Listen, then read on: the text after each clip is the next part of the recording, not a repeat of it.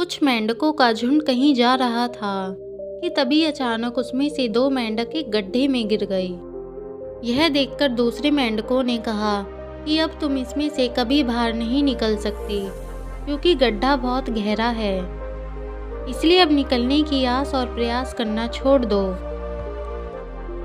उन दोनों मेंढकों ने ऊपर खड़े मेंढकों की बात नहीं सुनी और वे इस गड्ढे से निकलने के प्रयास में जुट गए। वे जोर जोर से उछल उछल कर उस गड्ढे से निकलने का प्रयास करने लगे। यह देखकर ऊपर के मेंढक चिल्लाने लगे, अरे पागल हो गया है क्या? तुम दोनों क्यों व्यर्थ ही मेहनत कर रहे हो, व्यर्थ ही एनर्जी वेस्ट कर रहे हो।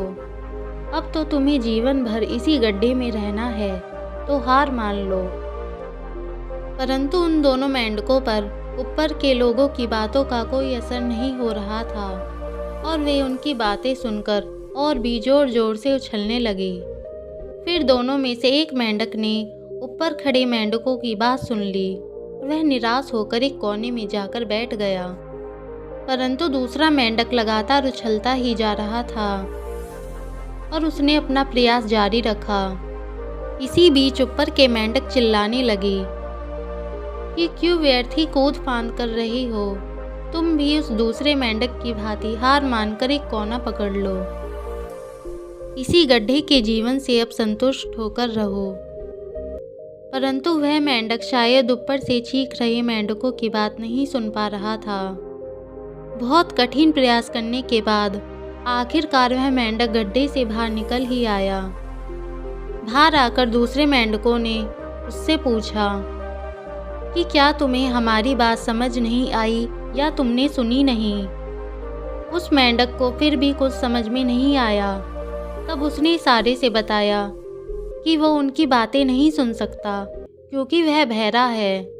तुम क्या चिल्ला रहे थे मैं समझ नहीं पाया, परंतु मैं सोच रहा था कि शायद तुम मेरा उत्साह बढ़ा रहे हो, इसलिए मैंने प्रयास करना नहीं छोड़ा। सभी मेंढक उसके इशारे की यह बात समझकर दंग रह गए। दोस्तों, इस छोटी सी कहानी से हमें बहुत अच्छी सीख मिलती है। लोग क्या कह रहे हैं या लोग क्या सोचेंगे, इस बात का हम पर कोई असर नहीं होना चाहिए।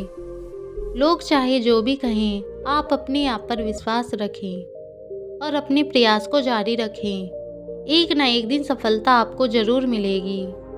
दूसरी सीख हमें यह मिलती है कि दूसरों का हौसला बढ़ाना चाहिए, तोड़ना नहीं। इसलिए हमेशा सकारात्मक बोलें। कड़ी मेहनत, खुद पर विश्वास और सकारात्मक सोच से ही सफलता अर्जित की जा सकती है।